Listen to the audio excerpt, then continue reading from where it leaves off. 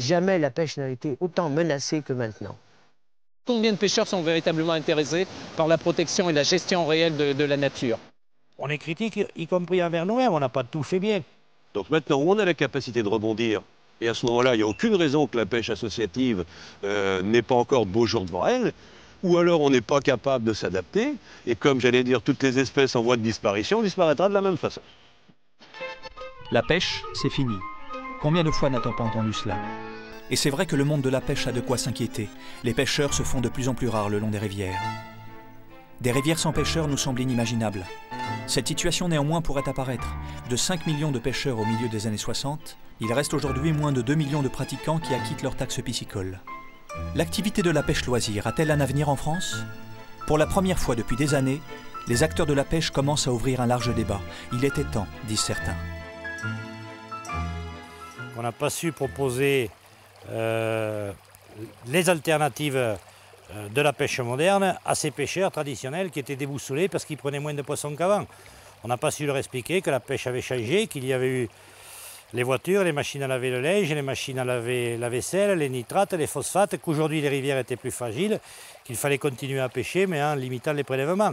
Ce travail d'explication, plus le travail de lobbying pour arriver à remettre les rivières en état, n'a pas été fait. Donc le pêcheur s'est trouvé désemparé et il a quitté le monde de la pêche, par carence du milieu associatif de la pêche. Et c'est vrai que le petit monde de la pêche semble se réveiller. L'organisme public, le Conseil supérieur de la pêche, a été épinglé par la Commission des finances du Sénat. Une nouvelle loi sur l'eau est en préparation au ministère de l'Environnement. En parallèle, les fédérations mettent en place des produits pêche. On parle désormais chiffre d'affaires, rentabilité, dans un monde qui a été longtemps organisé autour du bénévolat et de la participation active des pêcheurs. Un monde qui a toujours voulu se préserver des gens venus de l'extérieur. On ne sait pas attirer parce qu'on se dit, s'il y a du poisson, c'est peut-être pas utile de faire venir des gens chez nous pour qu'ils le prennent à notre place. Alors on est à la fois, quand on est président de fédération ou d'APPMA ou président national comme moi, on se dit il faut favoriser le tourisme pêche. Moi je suis un fervent défenseur du tourisme pêche. Je pense qu'il y a en France du poisson pour tout le monde, mais on se heurte aussi à ce petit sectarisme qui, dans certains secteurs qui dit nous on ne souhaiterait pas qu'il y ait beaucoup de pêcheurs qui viennent pêcher chez nous. La pêche de loisir en France fait partie de l'histoire de la société française, l'histoire de sa mutation au cours du XXe siècle. En quelques décennies, les modes de vie des Français liés à une culture profondément rurale ont été bouleversés par une vie citadine.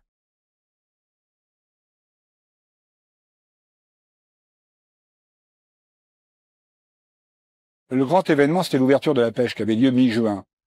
Alors même Maupassant en parle, déjà les chemins de fer existent, les trains sont pleins, les gares sont pleines de gens armés de leurs gaules qui vont pêcher sur les bords de la Seine ou de la Marne.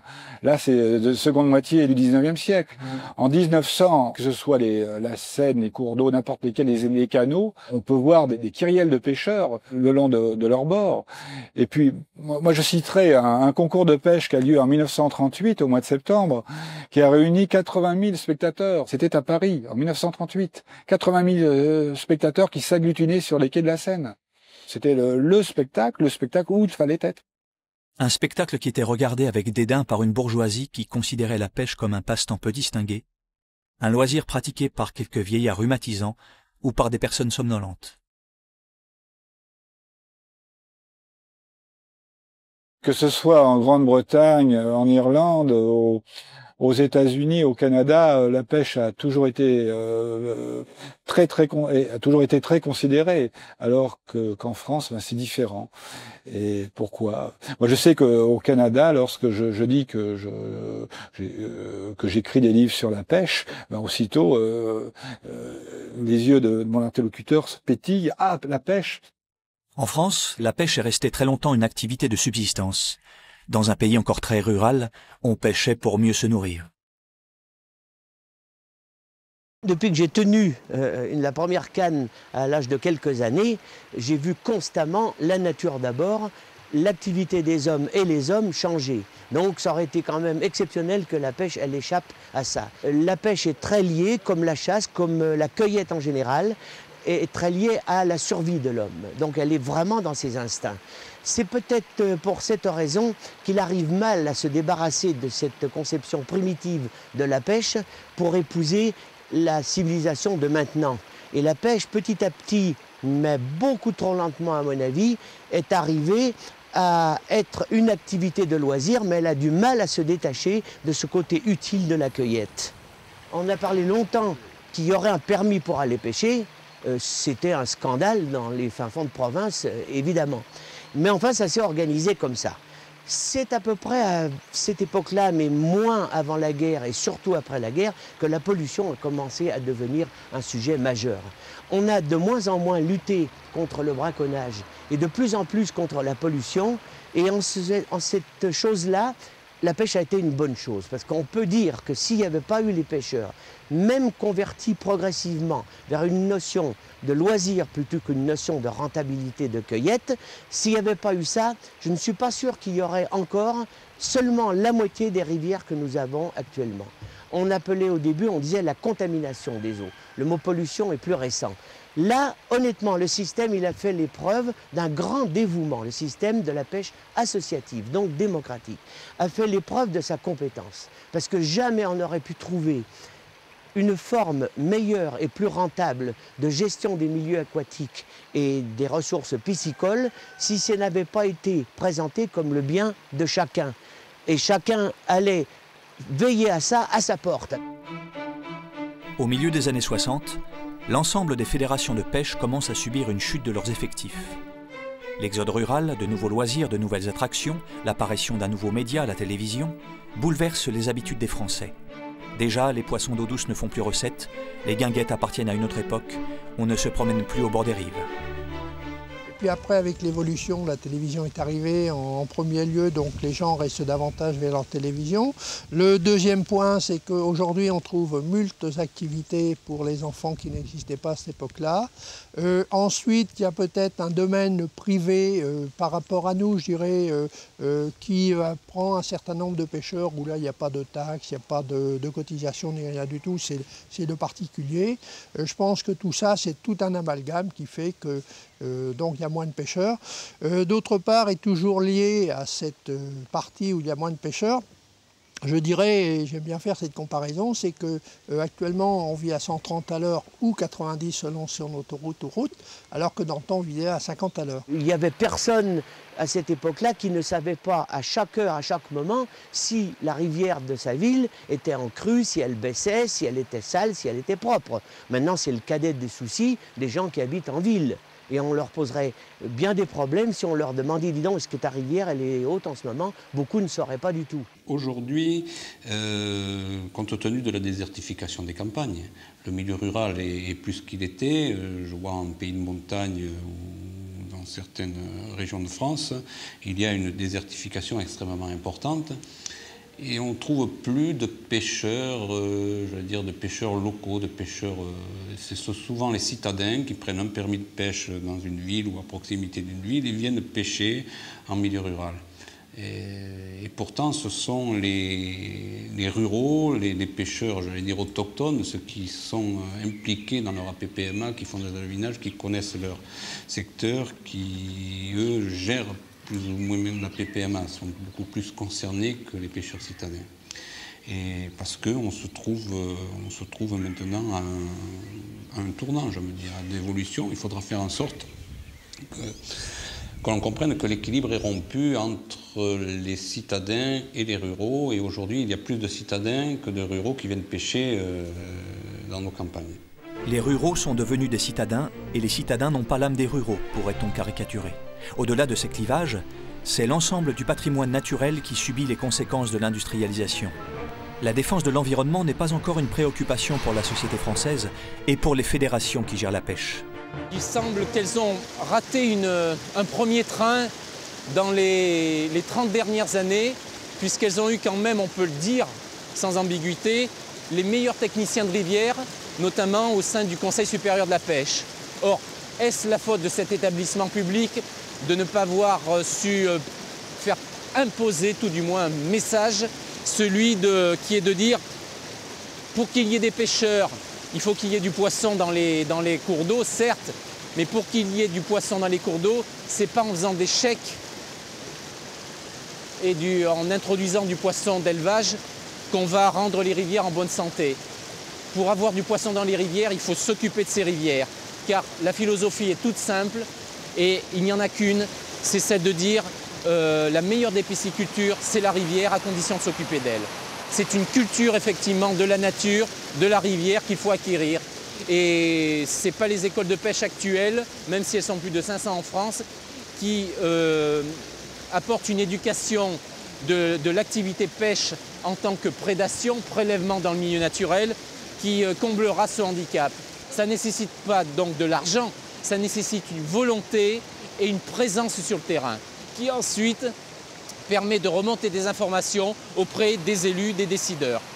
Et c'est là où se trompent la plupart des responsables des collectivités dites piscicoles, mais des collectivités de pêche associative, c'est qu'il ne faut pas automatiquement beaucoup d'argent pour protéger un cours d'eau.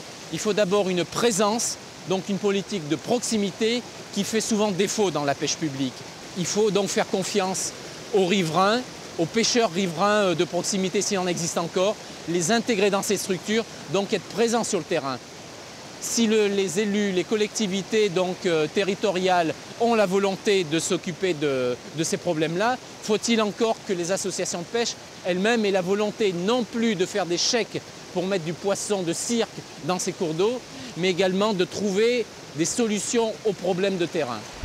Mettre du poisson de bassine dans les rivières a été longtemps une pratique privilégiée. Mais que faire, disent certains, quand les rivières sont devenues des réservoirs pour l'agriculture? L'ouverture de la truite chez nous, c'est un événement très important, bien sûr, parce que c'est le seul poisson qui nous est permis de pêcher, en fait. Et donc, pour permettre l'exercice de la pêche auprès de nos pêcheurs, eh bien, nous avons déversé 1,3 tonne de truites. On regroupe actuellement 600-700 pêcheurs. Ils étaient davantage il y a 30 ans parce que le milieu était beaucoup plus naturel et surtout on avait de l'eau en permanence tout l'été, ce qui n'est plus le cas aujourd'hui puisque la culture et la politique agricole commune priment les surfaces et les cultures irriguées. Et cette rivière, qui est une rivière de plaine superficielle, souffre l'été puisque depuis maintenant plus de 20 ans, presque 30 ans, nous connaissons des assecs permanents. Et nous perdons ainsi tout ce qui fait notre richesse, quoi. De 1993 à 2002, tous les départements de France ont vu leur nombre de pêcheurs baisser d'une manière plus ou moins significative, excepté 5 d'entre eux. La Charente-Maritime, la Vendée, la Lozère, le Haut-Rhin et la Haute-Savoie. Ce sont les territoires du bord de mer, comme la Vendée et les Landes sur la façade atlantique, et les Bouches-du-Rhône et les Alpes-Maritimes sur la Méditerranée, qui ont su le mieux résister à la baisse. Pêche en mer et en eau douce font donc bon ménage. Puis c'est aussi les départements restés ruraux, qui ne possèdent pas de grosses agglomérations urbaines, comme l'Ariège, le Tarn-et-Garonne, et des territoires de montagne, comme les Hautes-Alpes et la Haute-Savoie, qui stabilisent leur population de pêcheurs. Mais c'est dans le nord, le centre, l'est, où la désaffection est la plus importante. Régions ouvrières comme le Pas-de-Calais, région où l'agriculture intensive a bouleversé les paysages comme le Loiret, et bien sûr la région parisienne où les villes ont remplacé les campagnes.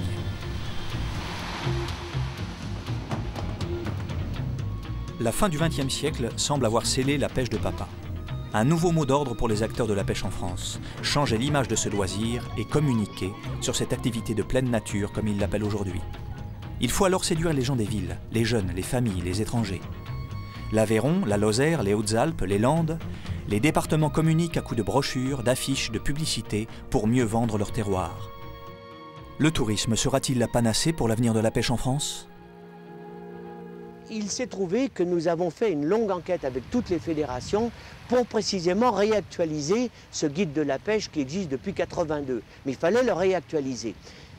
Cela nous a permis de voir exactement quelle fédération de pêche était dans la nouvelle mouvance, avait déjà fait des pas dans le sens du salut et de donner une image de la pêche moderne qui serait un exemple pour les produits de terroir.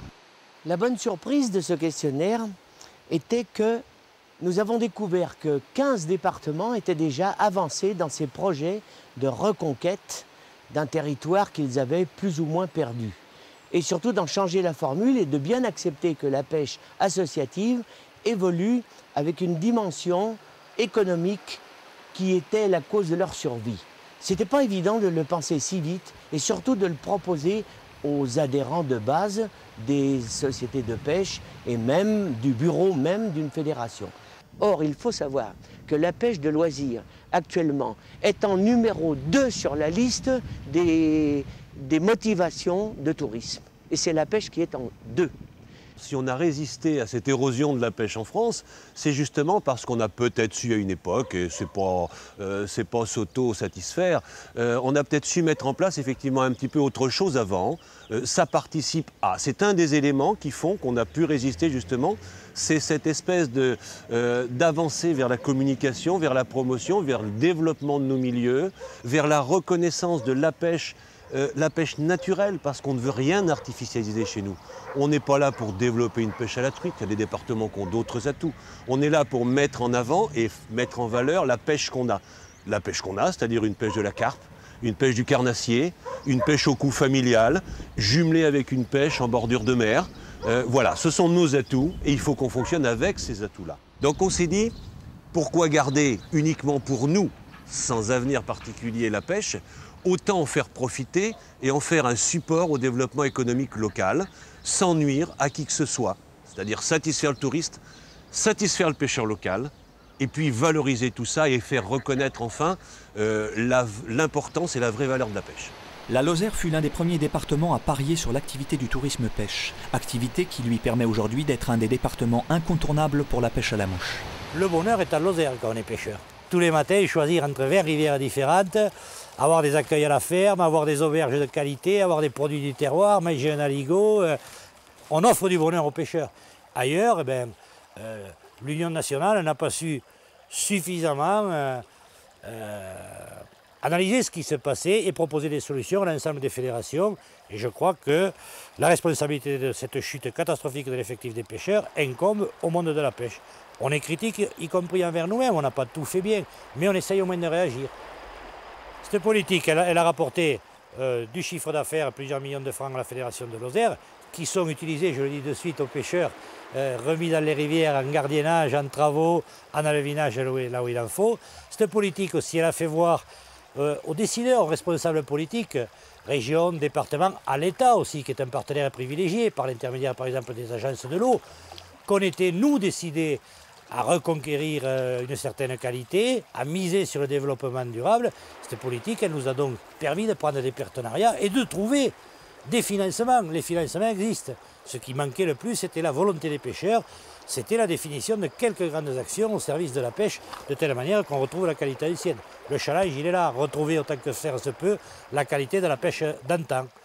Même si on sait qu'il y a un des éléments, c'est-à-dire les pleins paniers de poissons qu'on prenait avant, qui n'y sera plus, parce qu'on est plus nombreux, qu'il faut modérer, que la période est moderne, qu'il y a eu des agressions sur la rivière, qu'il faut modérer les prélèvements. Dernier venu sur le marché du tourisme pêche, l'Aveyron. Des larges plans d'eau, des rivières comme le Lot, le Tarn, la Truyère, de petits ruisseaux, ce département veut mieux faire connaître son patrimoine halieutique. Alors les acteurs du tourisme et la fédération de pêche ont décidé de communiquer sur la richesse piscicole et les paysages naturels pour attirer de nouveaux pêcheurs. Actuellement, on va dire qu'il y a 30 000 pêcheurs aveyronnais, mais c'est en pleine évolution, puisqu'on axe un peu la pêche sur le tourisme, hein, puisque je dirais que dans le cadre départemental, le tourisme vert est en pleine évolution, et la pêche est partie prenante dans le tourisme vert. Et ça va permettre, je dirais, à l'économie locale, notamment dans le milieu rural, ça va amener quelque chose, ça va amener un plus. Nous voulons simplement un tourisme de qualité et à savoir tirer vers le haut, à savoir des touristes qui dépensent, qui ont une spécificité particulière, des gens qui ont un pouvoir d'achat. Et donc à partir de là, sur les produits pêche, et la pêche en particulier, correspond à des gens qui cherchent l'antistress, qui cherchent le repos, mais qui ont un pouvoir d'achat et qui sont très intéressants pour nous. Juillet et août, nous partons en vacances. Vous partez en vacances, je pars en vacances, rien d'extraordinaire. Hors juillet et août, nous partons sur des thèmes particuliers. Certaines familles partent au ski, d'autres vont à la chasse, d'autres vont à la pêche, d'autres vont tout simplement faire la fête. Et pour nous, département de l'Aveyron, un de nos objectifs majeurs au niveau du développement touristique, c'est de faire en sorte que cette saison s'allonge. Et le produit pêche correspond tout à fait à cette activité que nous recherchons les mois de mars, au mois de juin et les mois de septembre jusqu'au mois de novembre.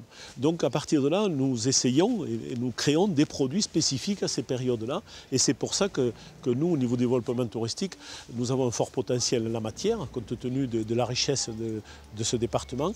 Et nous souhaitons bien évidemment travailler en commun à la fédération parce que nous avons besoin d'eux, c'est clair, et eux ont besoin de nous. Et à partir de là, entre gens de bonne volonté, nous arrivons à faire du bon travail. On peut parler d'un des vecteurs, disons, d'amélioration de cette prise de conscience de la protection des milieux aquatiques par le tourisme. Le problème, c'est que parmi les départements français, certains seront plus privilégiés que d'autres. Et ils l'ont compris puisqu'ils ont axé cette protection sur justement le tourisme pêche. Je ne citerai par exemple que la Lozère ou l'Ardèche, qui pour ces raisons-là se sont retirés de grandes réciprocités de pêche publique comme le club halieutique. Néanmoins, des départements comme celui-ci, où nous nous trouvons au cœur de l'Auvergne, c'est-à-dire le Puy-de-Dôme, il y a une importante activité agricole, il y a des activités industrielles omniprésentes, et il est bien certain que les décideurs écouteront plus facilement le chant des sirènes industrielles ou agricoles, et écouteront plus difficilement un président de fédération de pêche départementale. Justement, c'est dans des lieux reculés, loin des tumultes de la ville, que Christophe Pironi, guide de pêche, s'est installé pour exercer son métier. Ses clients sont des citadins en quête de nature, ses lieux de destination, des bivouacs dans les gorges du Verdon.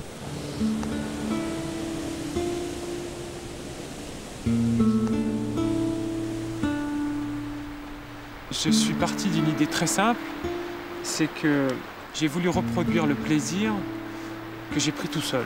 Tout simplement. J'ai pris énormément de plaisir à venir ici pendant de longues années, à découvrir cette ambiance. À la base, moi je suis né en région parisienne, donc j'ai connu la vie citadine. Et le fait de vivre et de trouver ces émotions m'ont simplement fait comprendre que d'autres comme moi pouvaient ressentir les mêmes sensations et que ce produit pouvait convenir à une grande masse d'individus qui ont dans l'esprit la recherche de cette nature et à qui il leur manque simplement que le guide, on a tous une base de sensibilité qui est commune et à partir de là, je les sens vibrer de la même façon que moi je vibre et que j'ai vibré quand je suis allé tout seul. Maintenant, je crois que les citadins, et ça c'est aussi la partie intégrante de mon travail en fait, c'est de leur redonner la valeur d'essence. Parce qu'il est vrai que maintenant dans les grandes villes on ne sent plus, parce que si l'on essaye de sentir, ça sent pas bon. Donc on ne pense plus à sentir, on l'évite. C'est la même chose pour le bruit. Parce que si l'on écoute, il y a un brouhaha qui continue et qui n'apporte rien qui stresse plutôt que de détendre. Tandis qu'ici, la différence, c'est qu'ici, on va essayer de retrouver ces sensations d'odeur, on va sentir, essayer d'analyser un parfum.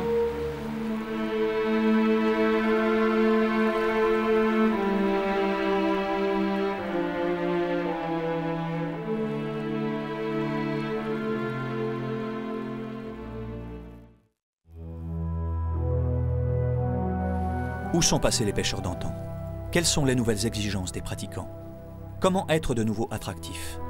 Les hommes ont bien compris que le système de la pêche associative était à un tournant. Désormais, il faut être innovant. Je crois qu'il y a une chose importante, c'est qu'il y a toujours le même nombre de pêcheurs. La baisse des effectifs, elle vient de la baisse des adhésions aux associations. Mais globalement, je ne suis pas persuadé que le nombre de pêcheurs ait beaucoup bougé. Il a peut-être diminué légèrement. Le problème, c'est que justement, les gens ne trouvant pas satisfaction forcément dans la pêche associative qu'on leur offrait, vont vers des plans d'eau privés, vont vers une pêche privée, vont vers une pêche, j'allais dire, au jour le jour. Et bien, si on n'est pas capable de coller à cette réalité-là, c'est qu'on n'est pas capable de s'adapter. Et là, ça devient grave. Donc ces effectifs de pêcheurs, qu'ils soient associatifs ou autres, je crois qu'il faut les conserver. Je crois qu'on a la possibilité de les conserver. Et tant qu'à faire, autant les conserver dans la pêche associative. On sera d'autant plus fort et d'autant plus crédible. Nous, on paye notre permis de pêche à l'année. On n'a pas de réduction si on n'a pas pu pêcher pendant 3-4 mois de l'année. Par contre, si vous allez sur les propriétés privées, ben vous avez votre clientèle qui est là, vous avez votre plan d'eau qui est là, vous avez un forage, un pompage qui peut même alimenter ce plan d'eau. Et puis, il vous suffit de déverser du poisson. Vous n'êtes pas limité à des prises comme nous, à une réglementation qui est précise et qui est celle de la pêche en France. Et donc, forcément, on voit des pêcheurs se déplacer sur des étangs privés, sur des plans d'eau privés, parce que là, ils sont assurés de prendre du poisson, ils sont assurés que quand ils partent le dimanche matin ou pour une journée de pêche en famille, bon, ils vont passer un agréable moment sur un plan d'eau privé, parce que bon, si le propriétaire du plan d'eau fait ce qu'il faut, logiquement, vous devez prendre du poisson. Et chez nous, bon, on ne peut pas assurer à un pêcheur de prendre du poisson. Voilà. Le monde associatif a-t-il les moyens de réagir dans ce nouveau contexte? Les hommes qui doivent gérer souvent plus de 3000 km de rivières, être à l'écoute de pêcheurs aux profils multiples, ont-ils les moyens d'agir? Le système basé sur le bénévolat et à but non lucratif est-il compatible dans ce nouvel environnement? Mais comment voulez-vous faire pour rentrer dans une filière économique quand on est géré sur un modèle de loi de 1901? Vous n'avez pas le droit de toucher et de générer d'autre argent que la cotisation de vos adhérents. Donc elle est coincée dans son système. Il faut lui trouver une nouvelle forme juridique et légale qui lui permettrait d'entrer dans un système économique, mais sans perdre son âme et en restant avec ce bénévolat. Alors évidemment, ce bénévolat, il excite beaucoup de monde. On voudrait bien garder le bénévolat, mais on voudrait bien qu'ils ne s'occupent plus de ce qu'ils ne savent pas faire, c'est-à-dire gérer une filière économique. La pêche privée s'est déjà accaparé quelques-uns des plus beaux sites en France. Parcours sur quelques rivières, à l'ouest comme à l'est de la France, mais également quelques-uns des plus beaux plans d'eau pour les transformer en pêche d'accès privée avec facilité de pêche de nuit pour la carpe, avec la mode des lacs réservoirs pour la mouche. Mais à côté de ça, l'important réseau hydrographique de cours d'eau, de pêche en eau libre, eh bien, au contraire, on devrait plutôt tendre vers une nationalisation des cours d'eau. Parce qu'on se heurte là aussi au morcellement de la propriété privée, qui est le seul accès possible aux cours d'eau, donc à une gestion globale.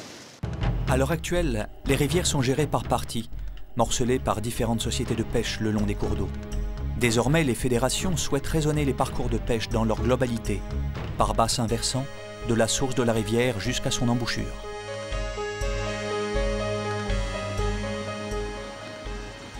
L'Aveyron, c'est 4 grands bassins versants, hein, puisqu'on en a comme rivière, on a le Lot, on a l'Aveyron, on a le Viaur, on a le Tarn. Donc, qu'est-ce qu'il faut faire? Ce n'est plus possible de gérer la pêche par tronçon. Il faut créer les espaces. Il faut arriver à créer des espaces pour travailler dans ces espaces, notamment dans le cadre de la protection des milieux, dans le cadre de la valorisation économique de la pêche et dans le cadre du développement du loisir pêche, par le biais d'écoles de pêche. La pêche associative peut s'impliquer dans le cadre de l'aménagement du territoire, en quelque part, alors que le privé, non, il ne peut pas. C'est totalement différent, c'est un contexte différent. Le privé raisonne uniquement sur la prise de poisson, mais n'intègre pas, je dirais, forcément la protection des milieux. Il n'y a pas dans l'organisation de la pêche en France, dans l'organisation, un seul cours d'eau qui échappe à une APPMA, y compris les têtes de rivière. Donc il y a une surveillance constante par les APPMA de la part de la rivière et des milieux aquatiques en général. Mais ce sont quand même les bénévoles des fédérations qui font le travail essentiel de protection des milieux. Aujourd'hui, il y a des pratiquants de la rivière, à titre de sport d'eau vive par exemple, qui utilisent la rivière mais qui ne contribuent pas. Doit-on arrêter de confier la gestion de la pêche aux pêcheurs, se demandent certains? Question provocatrice pour faire avancer le débat. La plus grande erreur, c'est de laisser la pêche gérée par les pêcheurs, quelque part. C'est dommage à dire, mais c'est comme ça. C'est-à-dire qu'en fin de compte, si on avait considéré la pêche comme ce qu'elle est en train de devenir, c'est-à-dire comme disposant d'un véritable potentiel économique, les choses ne seraient pas ainsi. Bon, on va prendre l'exemple des États-Unis. C'est pas un exemple, je dirais, c'est pas, ils n'ont pas la science infuse, mais en tout cas, sur ce plan-là, je crois qu'ils ont bien compris les choses. Hein. C'est-à-dire qu'ils envisagent la pêche comme pouvant réellement apporter des deniers. Donc, à partir de là, on rigole pas. L'état des rivières, c'est sacré. Les poissons, c'est sacré. L'environnement, c'est sacré. Et on essaie de développer tout ce qu'il faut pour amener le pêcheur. Bon. En France, c'est le contraire. On prend les choses à l'envers. On se dit, non, cette rivière, elle m'appartient, surtout, je ne veux pas d'étrangers, y compris, enfin, les étrangers, ce sont les Parisiens ou les gars de la ville à côté, quoi, en fait. Et puis, comme il n'y a pas de véritable instance dirigeante capable de taper sur les toits et de dire, attendez, cette rivière, là, c'est pas terrible, hein, il faut essayer de l'aménager, il faut faire quelque chose de bien, là, avec ça. Ou alors, le nombre de poissons diminue, c'est pas terrible, les gars, il faut faire mieux. Les choses n'ont pas changé, quoi. Été 2001. La création d'un centre européen consacré au tourisme pêche, Pescalis, fait l'effet d'un pavé dans la mare dans le petit monde associatif. Pour la première fois, ce sont des hommes du marketing, de la communication, qui lancent un nouveau concept, un centre de vacances autour de la pratique de la pêche. Ici, les pêcheurs sont devenus des clients. La nature a été façonnée par l'homme pour qu'il pratique avec toutes les commodités son loisir. La pêche est entrée dans l'ère de la consommation de masse. On a compris que la pêche se vivait mal au niveau des familles. Le pêcheur pêche entre amis, pêche souvent le week-end et sacrifie souvent ses vacances à des activités de non-pêche parce que, brut de décoffrage, la pêche n'est pas quelque chose de familial. Du moins pas comme on le conçoit en France. Et donc, on a voulu se distinguer des concepts existants en se mettant sur le marché avec le premier concept de tourisme pêche sur le plan européen. Si on ne sait pas exploiter le potentiel de la pêche, d'autres le feront à notre place. Et j'allais dire que c'est le premier enseignement qu'il faut tirer. On n'a pas su être prêt à temps au niveau de la pêche française, de la pêche associative. Et donc ce genre de projet, si on ne réagit pas immédiatement, va être effectivement appelé à se développer. C'est évident. Donc ce projet de Pescalis s'appuie sur une demande que la pêche associative n'a pas forcément su satisfaire. Et ce qui m'ennuie un petit peu dans ces projets-là, c'est qu'on risque d'aller vers une pêche à deux vitesses. Celle qui va consister à satisfaire des pêcheurs exigeants, des pêcheurs qui techniquement ont besoin d'un certain milieu pour fonctionner, et qu'on n'ait plus qu'à gérer, j'allais dire, une pêche hyper populaire, qu'on n'a pas envie d'abandonner. On voudrait avoir une pêche d'ensemble, où chacun y trouve son compte. Le pointu d'une technique puisse pratiquer, mais aussi que le pêcheur de base puisse effectivement s'exprimer, puis que celui qui a envie de découvrir puisse découvrir sans avoir à mettre la main au porte-monnaie de façon très conséquente. Donc là, il faut qu'on se réapproprie la pêche quelque part, et on se la réappropriera que si on est capable de montrer qu'on peut effectivement la faire vivre de façon intéressante pour tout le monde, et pas que pour la pêche.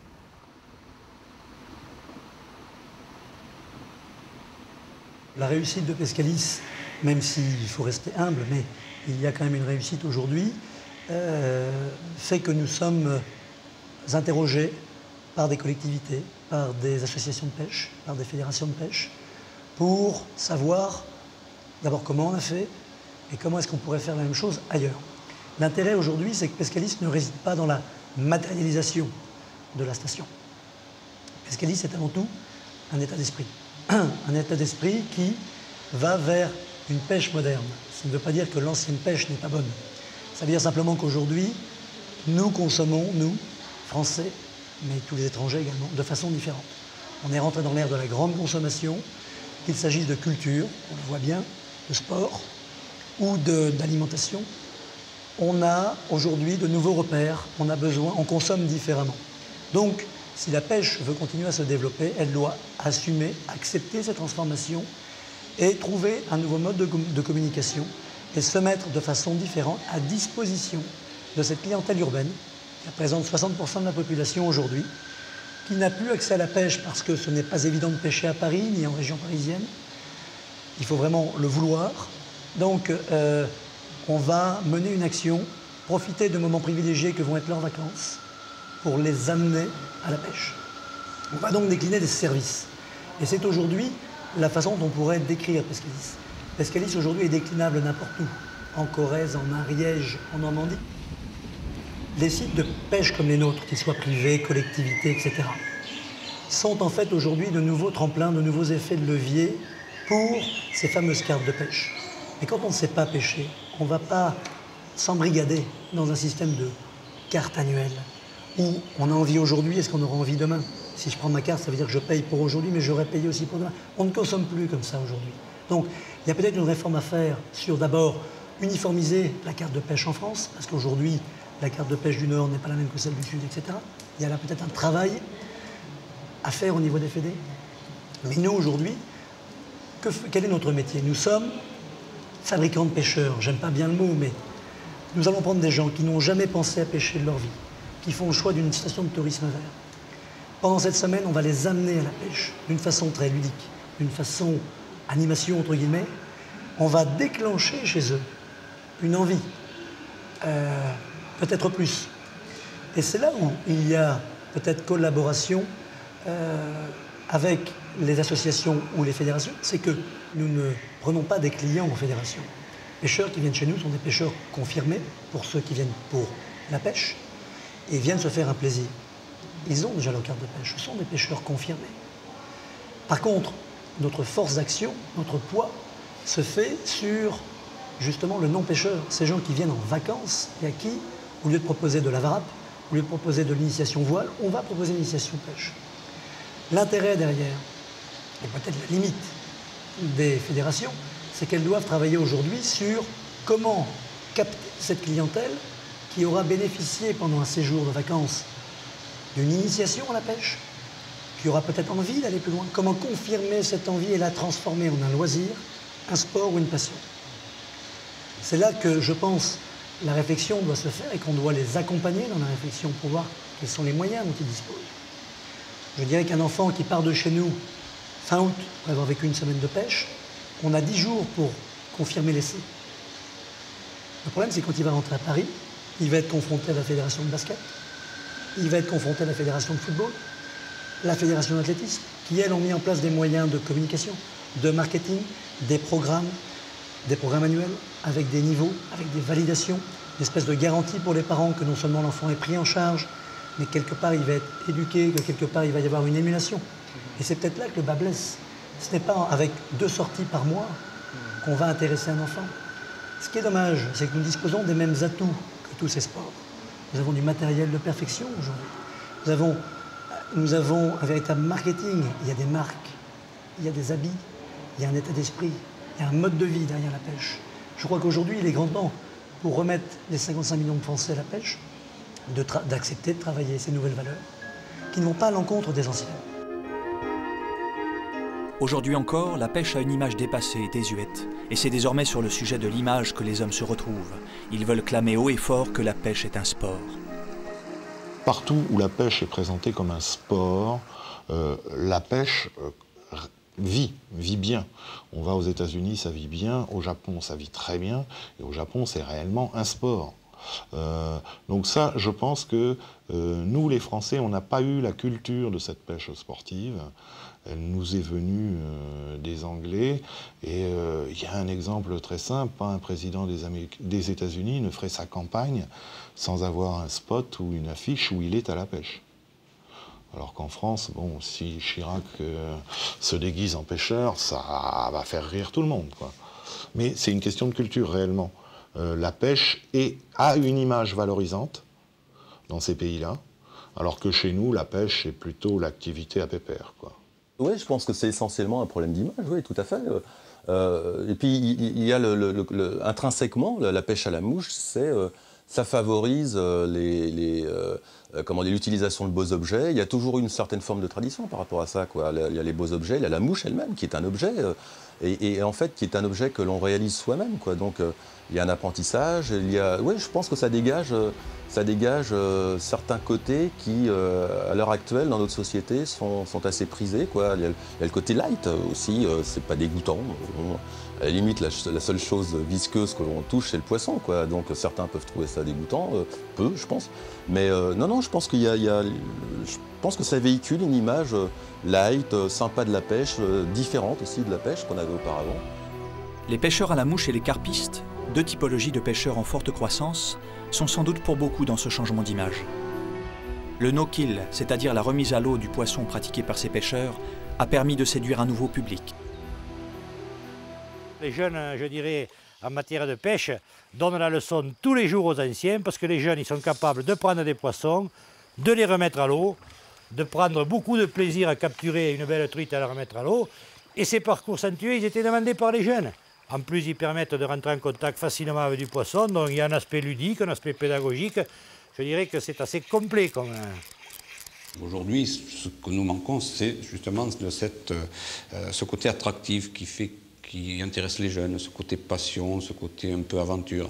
Alors, c'est vrai qu'on essaye de développer, dans le cadre du tourisme pêche ou en collaboration avec les clubs de pêche spécialisés, de donner notamment la pêche à la mouche ou la pêche à la carpe, parce que ce sont... Et on voit quand on assiste à un forum comme celui de Montluçon, le forum des carpistes, on voit qu'il y a un engouement et qu'il y a beaucoup de jeunes, hein, qu'on ne voit pas spécialement dans la réunion de la PPMA. Donc jusqu'à environ une dizaine ou une quinzaine d'années, les pêcheurs à la mouche, avec leur style, étaient très prescripteurs. Ensuite, il est arrivé cette révolution de la pêche de la carpe, que j'ai vécue à 100%. À ce moment-là, on s'est aperçu que la carpe pouvait se pêcher de façon beaucoup plus évoluée, fine, riche en sensations, que la pêche traditionnelle, qui était surtout un rapport de force. En plus, exactement dans l'axe des préoccupations de ces nouvelles générations, on l'a pêché avec des matériels ultra sophistiqués, des trucs électroniques, des avertisseurs. C'était bien fait pour plaire à ces générations qui ont été élevées dans les ordinateurs. Les anciens riaient, parce que quand même pêcher la carpe avec des trucs électroniques, j'ai pas besoin de ça et tout. Mais la révolution, elle s'est faite à parler technique. La dernière qui a résisté à tout, peut-être parce que c'était des poissons qu'on aimait bien, c'était les carnassiers, est restée avec des traditions.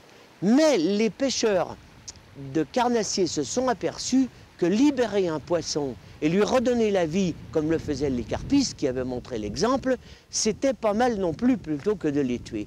En ce sens-là, elle a été exemplaire, c'est-à-dire la pêche peut ne pas être un massacre. À la grande différence de la chasse, elle n'implique pas la mort de son partenaire. Et ça a été quelque chose de très important dans les conceptions modernes de la vie animale et de la surprotection des espèces. Le but, c'est quand même de traquer, de déjouer le poisson, de le prendre. Alors, eh ben, c'est vrai que on va dire que pour arriver à mettre tout ça en œuvre, eh ben, il faut mettre des moyens un petit peu technologiques en place, c'est-à-dire qu'on va mettre, on va ruser dans la façon d'amorcer, dans la façon de créer des montages, de pêcher, de sonder les fonds, parce que aussi il y a une approche très précise du plan d'eau de la rivière, du fond, parce que ça joue sur le comportement du poisson. Donc ça, c'est vrai que tout ça c'est lié, et c'est l'ensemble de toutes ces choses-là qui font que on nous appelle un peu les techniciens. Le marché des articles de pêche a bien repris avec ce mouvement carpiste, et le mouvement moucheur aussi, hein, puisque c'est des gens qui ont aussi beaucoup de matériel. Est-ce qu'on n'aura que des techniciens au bord de l'eau? Je ne pense pas. Je pense qu'il faudra que tout le monde vienne au bord de l'eau et continue à pêcher. Mais c'est vrai qu'on va peut-être se rapprocher à des gens un peu plus passionnés qui vont pratiquer ça, oui, assidûment. Ça, c'est fort possible, hein, avec beaucoup de technologie. Donc, bon, tout le monde ne le pratiquera pas comme ça. Je pense qu'il y aura toujours le pêcheur du dimanche aussi au bord de l'eau pour pique-niquer, pour aller en famille prendre un bol d'air. Mais je crois que la pêche, oui, pour moi, elle a un avenir dans cette forme-là. Pêche d'avenir sans doute. Mais la technologie et les nouveaux comportements de ces pêcheurs ont des effets pervers, dénoncent certains. Le pêcheur aujourd'hui, en résumé, investit énormément, beaucoup trop, dans la prédation, dans le prélèvement, dans cette nature sauvage. On accorde beaucoup plus pour la prédation. On va poursuivre le poisson sauvage jour et nuit dans ses moindres retranchements et même dans ses périodes de reproduction. C'est dramatique. Au lieu de montrer l'exemple, la pêche d'aujourd'hui, eh bien, elle s'occupe de prédation, de prédation. Et on en arrive à un stade où on voit avec le no-kill. Le no-kill, oui, mais pas le no-kill total. On le voit par exemple pour les carpistes. Eh bien, on constate que des poissons, des beaux sujets qui ont été pris et repris se trouvent dans des états sanitaires déplorables. C'est-à-dire qu'ils en sont à un stade où, à force de les prendre, de les relâcher, c'est bien beau de les étiqueter, de leur donner des noms et de savoir où ils se trouvent pour les reprendre encore plus beaux, mais ce sont des poissons sauvages eh bien, qui arrivent certainement à ne plus s'alimenter normalement parce qu'ils ne sont plus en état sanitaire de le faire. Et ça, c'est dramatique. Donc, la pêche, oui. Une petite prédation, oui. Mais pas du no-kill, enfin du no-kill ou appelons ça du panier percé total. Il faut aussi prendre du poisson car la pêche est une activité naturelle au contact de la nature. C'est une cueillette. Le pêcheur actuel retrouve alors ce qu'il a toujours été, un homme lié à la nature qui vit en harmonie avec les 4 saisons. Mais dans ce nouveau contexte, il est en charge d'une nouvelle mission, être un témoin de l'environnement. Nous sommes un infime pourcentage à avoir la conviction d'une présence sur le terrain et par une présence qui se traduit également par l'activité pêche comme révélateur de la qualité de l'eau. C'est indispensable, d'autant plus qu'il y aura une grande ouverture auprès des collectivités, auprès du grand public, auprès des élus, que cette pêche permet d'avoir un regard privilégié sur la nature. L'avenir de la pêche en France, c'est sûrement d'autres habitudes, d'autres prestataires, d'autres comportements, d'autres techniques. Ou peut-être pêcher virtuellement. À partir de son canapé du salon, une manette en forme de canne à pêche, les poissons apparaissent sur un écran de télévision transformé en aquarium. C'est ce que proposent déjà les éditeurs de jeux vidéo. Le travail du pêcheur vidéoludique consiste à tourner le moulinet tout en actionnant un joystick afin de tendre la pseudo-ligne sans la casser ni lui donner trop de mou. Et voilà le bonheur, un bonheur virtuel. Une pratique à 1000 lieues des préoccupations des pêcheurs. Je ne suis pas pessimiste sur, finalement, l'issue de cette mutation profonde, réelle. C'est-à-dire que les gens vont assez vite comprendre, ils vont réfléchir, même au niveau des APPMA, ils vont quand même réfléchir et tout. Et quand ils auront bien compris que la survie de la pêche associative telle qu'on la connaît, que vous pouvez appeler ou non la pêche de pauvres, moi c'est pas comme ça que je l'appelle. Je ne pense pas qu'il y a une pêche de pauvres. Mais il y a des habitudes à faire passer. C'est-à-dire que dans le temps, tout ce qui venait de la nature était gratuit. Est-ce qu'il y a encore des gens qui croient réellement, ne serait-ce que par l'exemple du prix de l'eau, que les rivières peuvent donner lieu à des loisirs gratuits? Non. Il faut habituer certaines générations qui ont connu une carte de pêche très bon marché, qui leur donnait 365 jours de pêche pratiquement s'ils le voulaient. Il n'y a plus personne qui croit qu'un loisir peut être aussi bon marché. Sa branche de salut, ça sera les problèmes, non seulement les problèmes des cours d'eau, mais surtout les problèmes de la ressource en eau potable. Car un cours d'eau, il faut savoir qu'une partie de son eau s'infiltre, une partie s'évapore et une partie va à la mer. La partie qui s'infiltre contribue à remplir les nappes souterraines dans lesquelles nous puisons toutes nos ressources en eau, justement. Or, cette eau est de plus en plus nécessaire à nos sociétés boulimiques. Or, si on ne s'occupe pas de ces cours d'eau, eh bien, comment va-t-on un jour ou l'autre s'occuper des nappes souterraines qui seront de plus en plus réduites à la portion congrue? C'est-à-dire, jusqu'à preuve du contraire, on ne vidange pas une nappe souterraine. Donc, l'équation est toute simple. Ou on s'occupe des cours d'eau dans leur globalité biologique, qui inclut également les nappes souterraines, ou alors on s'occupe simplement des parcours de pêche intéressants encore dans ces mêmes cours d'eau pour faire de l'argent. Mais ça ne suffira pas à protéger la ressource naturelle.